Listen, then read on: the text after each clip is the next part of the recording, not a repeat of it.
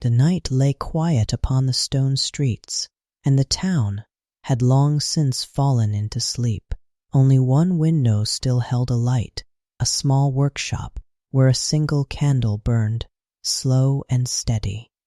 Inside, an old man worked beside a low fire, his hands moving without hurry, and behind him an apprentice watched in silence.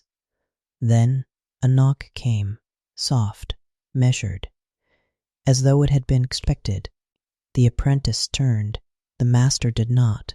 Again, the knock came. The apprentice opened the door. The street was empty. No footsteps, no voice, no one. Only a small glass vial resting at the threshold, faintly glowing, with a light of its own. The apprentice lifted it slowly, warm, too warm for the night. Behind him, the master spoke. Low, certain, it has begun. The night lingered gently over the town. Stone walls held the day's fading warmth, and narrow streets lay still, as though the world itself had chosen to rest. High above, a thin moon watched in silence, its pale light slipping softly between rooftops, touching only what it wished to be seen. In one quiet corner of the town, a single window still held a glow, not bright, not calling, only steady. Inside that narrow room, 4 fire burned low, not in flame, but in breath. A slow, steady glow that rose and fell as though it lived. Shelves lined the stone walls, glass vessels, dark powders, bundles of dried herbs, each resting exactly where it had been placed long ago, and never moved without reason. At the center of the room, an old man stood. His robe hung loose at his sides, its fabric worn smooth with time. His hands, steady, moved without hurry. He did not rush. He did not pause. He simply continued, as though the work itself had no beginning and no end. Beside him, the apprentice watched. He had learned, long ago, that questions were not needed here. The master did not teach with words. He taught with silence, with movement, with time. A pinch of powder, a drop of liquid, the turning of glass, each action carried weight, though none were explained. The apprentice followed only with his eyes, tracing each motion as one might follow the slow path of drifting smoke. The fire shifted, a quiet sound, soft, familiar, like breath in a sleeping room. The old man reached for a vessel of dark glass, lifting it carefully, holding it to the candlelight. Inside, something faintly moved. Not quickly, not clearly, but enough to be seen if one was patient. The apprentice leaned closer, not stepping forward, only watching, as he always had. The master spoke then, not loudly, not suddenly, but as though his voice had always been there, waiting to be heard. Time, he said, is the first ingredient.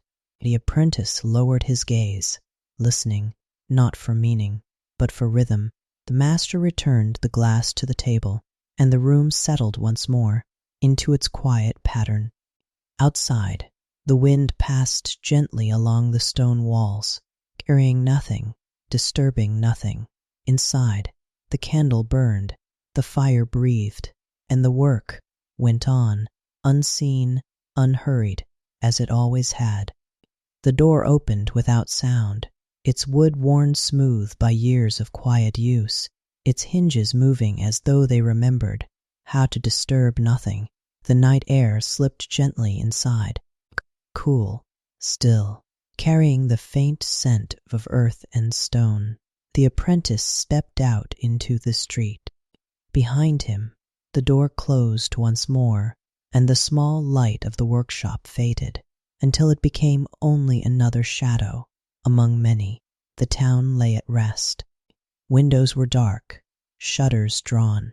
No voices lingered in the air, only the soft passing of wind Between narrow paths of stone, the apprentice walked. Not quickly, not slowly, but with the same steady rhythm he had learned within the workshop, each step placed carefully, as though even the ground was listening. Above him, the moon drifted between thin clouds, its light falling in pale fragments across the empty street. He carried a small glass vial, wrapped in cloth, held close, as he had been shown. Nothing had been explained, but nothing needed to be. He turned toward the well, at the edge of the town, where stone gave way to quiet earth. The path grew softer there, dust, grass, the faint whisper of leaves shifting as the wind moved through them. The well stood alone, old, circular, its stones darkened with time. The apprentice paused, not from hesitation, but from habit. The master had taught him that stillness came before every act. He waited. The wind settled. The night deepened. Only then did he lower the vial, slowly, carefully, into the water below. A soft sound rose, barely more than a breath, as glass touched the surface. He lifted it again, a single drop, resting within. No more, never more. The cloth was wrapped again, the vial held close, and the apprentice turned, walking once more through the silent paths. Farther now, beyond the last of the houses, where the land opened and the air felt wider. There, near a low stone wall, small pale flowers grew, their petals closed, as though they too had chosen to sleep. The apprentice knelt, his movements slow, unhurried. He touched the leaves, lightly, waiting, until they opened, just slightly, to the night. Only then did he gather them, not pulling, not breaking, but lifting, as though they were already willing to leave. A few, no more, never more. He placed them carefully beside the vial. The wind returned, soft, passing, carrying with it a scent of distant fires, now long since faded. The apprentice rose. For a moment he stood still, listening. The night made no sound, and yet it did not feel empty, only full, in a way that needed no voice. He turned back toward the town, the path familiar now, each step burning him, to the quiet glow that waited behind stone walls. Far ahead, the workshop window shone faintly, a small light, steady, unchanging. And as he walked, it seemed, for just a moment, that the light flickered, not from wind, but from something that had begun. The door closed softly behind him, and the night was left outside. Inside the workshop, nothing had changed. The candle still burned, the fire still breathed, and the old man stood exactly where he had been, as though time had not moved at all. The apprentice stepped forward, placing the gathered things upon the table, one by one, the vial, still warm, though the night had been cold. The pale flowers, their petals now open, as though they had been waiting for this room. The master did not look at them, not at first. He stood in silence, hands resting lightly upon the table, listening to the fire, to the glass, to something that could not be seen. Then he nodded, slowly, as though something had answered. "Good," he said. The word fell gently, like ash settling. He reached for a small stone bowl, its surface worn smooth by many years of use.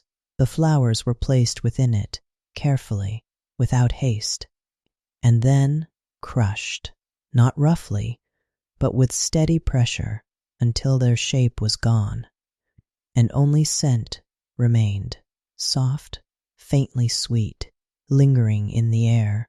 The apprentice watched, as always. The master added a measure of dark powder, finest dust, falling like shadow into the bowl. Then the drop of water, only one. It fell without sound, and yet something shifted. Not in the room, but beneath it. The apprentice felt it, not as movement, but as stillness, growing deeper.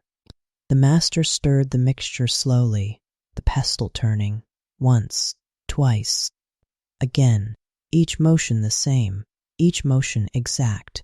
"Do not hurry," the master said, his voice low, unchanging. "Haste closes what must remain open." The apprentice lowered his gaze, following the rhythm rather than the meaning.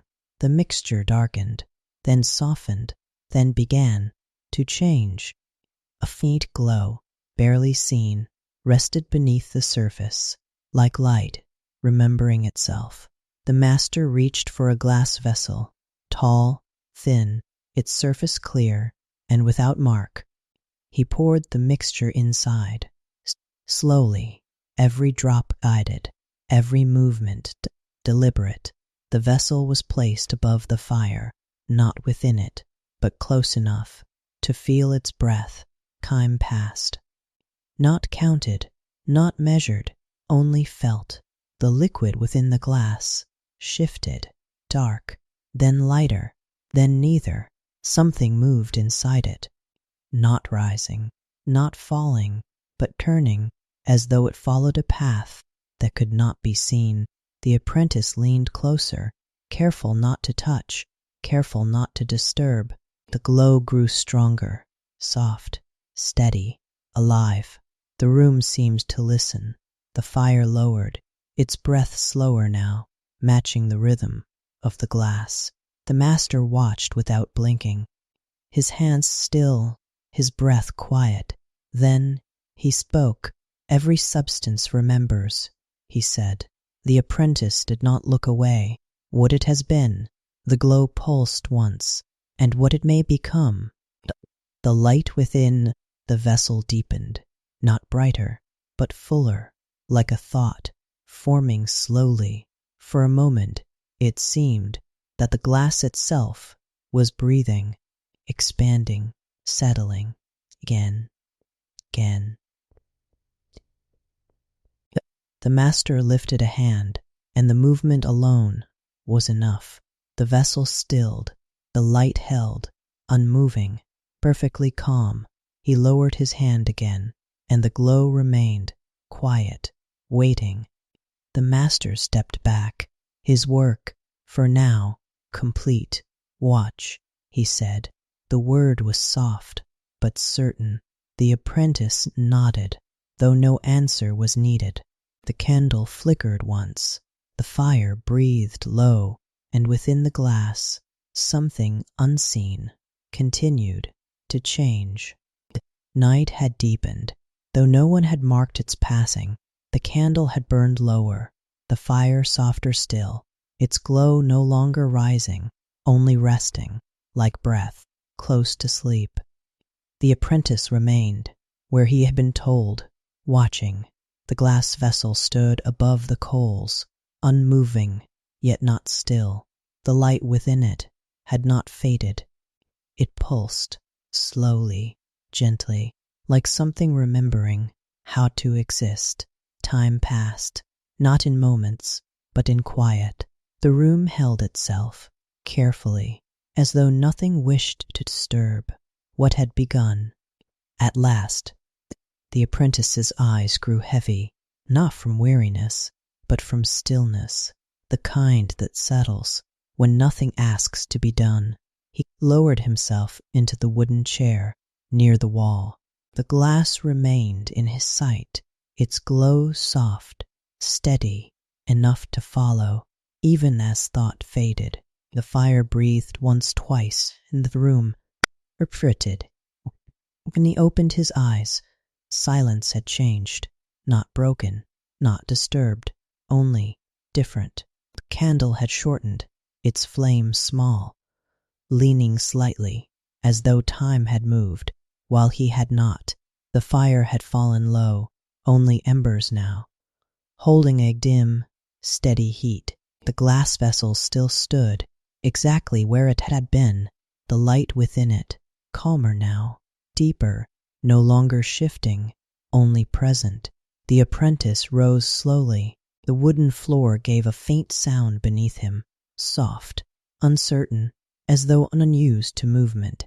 He stepped closer to the table. The vessel drew his gaze, holding it without effort. Something had changed, not in its color, not in its shape, but in its stillness. It no longer moved. It waited. The apprentice felt it, not as thought, but as knowing. He turned to speak, to ask, to confirm what needed no words. But the master was not there. The place where he had stood remained untouched. The tools lay as they had been left, the stone bowl, the glass, the cloth, all resting without disorder. Nothing had fallen, nothing had shifted, only the absence remained. The apprentice did not move at once. He stood, listening. The room answered with silence. The fire gave no sound. The candle did not waver. Even the air seemed at rest. Slowly, he stepped across the room, each movement careful, measured, as he had been taught.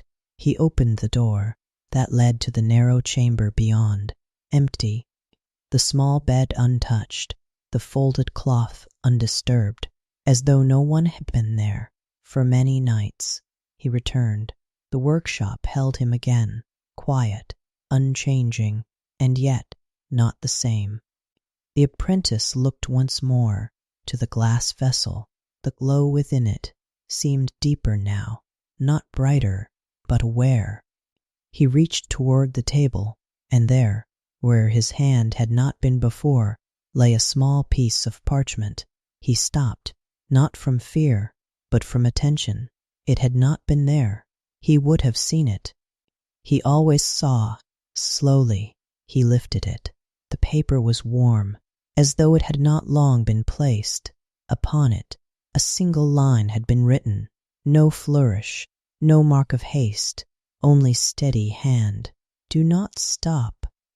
The apprentice read the words. Once, then again. They held no urgency, no warning. Oh, continuance. He lowered the parchment. The room remained still. Nothing asked, nothing answered. The fire breathed low. The candle held its light, and within the glass, the quiet glow aided. The apprentice stood for a long moment, neither moving nor thinking. Then, with the same steady motion, he returned the parchment to the table and turned toward the work. The room had not changed, and yet it no longer felt the same. The absence of the master did not leave emptiness. It left space. The apprentice stood beside the table, the parchment resting where he had placed it, the words unchanged. Do not stop. They did not press upon him. They did not demand. They simply remained, like the fire, like the glass, like the work itself. He turned once more to the vessel. The light within it was no longer shifting. It had settled into something deeper, not bright, not dim, but present, as though it waited, not for time, but for understanding. The apprentice leaned closer, careful, measured. The surface of the glass was smooth, unmarked, and yet, within the glow, something moved, not like before, not turning, not rising, but folding, as though the light itself was remembering a shape. He watched, and in watching, began to see, not clearly, not fully, but enough to follow. His gaze shifted from the vessel to the table to the floor. There, barely visible, where the firelight did not reach, a mark, faint, drawn into the stone. He knelt, slowly. The lines were thin, worn, as though they had been traced many times across many nights, a circle, incomplete, broken at one edge. He placed his hand near it, not touching, only feeling the coolness of the stone. The pattern was not decoration, not random. It was familiar, not in memory, but in movement. He'd seen the master's hands pause in this shape again and again. The apprentice rose. The room seemed quieter now, as though it too had noticed. He stepped away from the fire toward the darker side of the workshop, where shelves stood close, heavy with objects that had not been moved in a long time, glass, metal, bundles tied with cord. He passed them slowly, eyes tracing, not searching, only allowing what wished to be seen to appear. At the far wall, he stopped. There, between two stone blocks, narrow line, barely visible, caught the candlelight. He waited. Flame shifted, and the line deepened. Not a crack, not age, seam. His hand lifted, resting lightly against the stone, cool, unmoving. He pressed, not with force, but with intention. For a moment, nothing happened. Then, slowly, the stone gave way. Not opening, not swinging, but easing, as though it had long been meant to move. A narrow space revealed itself, beyond the wall, dark, still, waiting. The apprentice did not step forward at once. He stood, listening. No sound came from within, and yet it did not feel empty, only undisturbed. He took the candle, holding it before him, and stepped inside. The air was cooler there, older, the walls closer, the stone unmarked by smoke, untouched by the fire's breath. The light reached only a short distance, fading quickly into shadow. And there, at the center of the small chamber, a basin stood, carved from stone, wide, shallow, its surface dark, like still water, though no water moved. The apprentice approached slowly, each step quiet, measured. The candlelight touched the surface and did not reflect. It sank, softly, as though the darkness accepted it. He knelt beside the basin, looking into it. He saw nothing. Not stone, not depth, only a waiting stillness.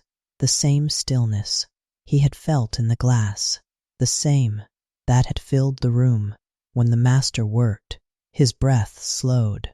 The air grew heavier, not with weight, but with presence. He understood then, not with words, but with quiet certainty. This was not a place for making. It was a place for becoming. The apprentice remained there, watching the surface that showed nothing and yet held everything. The chamber held its silence, not empty, not waiting, but complete. The apprentice knelt beside the basin, the candle resting near his hand, its flame small, steady, untroubled by the air. The surface before him remained unchanged, dark, still, without reflection, and yet it did not feel void. It felt full. The apprentice did not reach out. He did not question. He had learned that some things answered only to patience. Time passed, not in moments, but in breath, slow, even, unmeasured. At last, he rose, carefully, carrying the candle back through the narrow passage into the workshop. The room welcomed him, as it always had. Fraise la fire low, the air warm, the scent of herbs and glass, and something older that never left. Nothing had changed, and yet everything had. The vessel still stood above the coals, the glow within it, quiet, deep, waiting. The apprentice approached, his steps steady, his gaze calm. The parchment lay where he had left it, the words unchanged, "Do not stop." He did not read them again. He no longer needed to. His hands moved, slowly, as he had watched so many times before. The stone bowl was lifted, the remaining powder measured, a careful portion, no more. The glass stirred gently, the flame adjusted, closer, but not too close. Every motion carried memory, not his own, but learned through stillness. The vessel responded. The light within it shifted, softly, as though it recognized the movement. The apprentice did not hurry. He did not pause. He simply continued. The fire breathed. The candle flickered once, then steadied, and slowly the glow within the glass changed, not brighter, not darker, but clearer. The light settled, becoming smooth, like the surface of quiet water. The apprentice leaned closer. Within it, something formed, not a shape, not an image, but a presence, familiar, calm, watching. The apprentice did not speak. He did not move. The moment required nothing. Then, softly, as though carried by the same breath that fed the fire, a voice, not heard, but known. Nothing ends. The words did not echo. They rested, as though they had always been there, only changes. The light within the glass deepened, not growing, but becoming. The apprentice felt no surprise, no fear, only an understanding. The master had not gone. He had not been lost. He had only moved beyond what could be seen. The vessel stilled. The glow remained, quiet, complete. The work was finished, or perhaps it had only begun. The apprentice straightened. The room returned to its familiar rhythm, the fire low, the candle soft, the shelves unchanged. Outside, the first light of morning touched the narrow street, faint, gentle, uncertain. The night began to loosen, releasing the town back into waking. Inside, the workshop remained calm, steady, unhurried. The apprentice placed the vessel aside, not hidden, not displayed, only resting. He turned, returning to the table. The tools awaited him. The work continued, as it always had, as it always would. Fire breathed, slow and steady. The candle burned, without demand, and in the quiet space between moments, something unseen moved gently forward, unfinished, unending, at peace.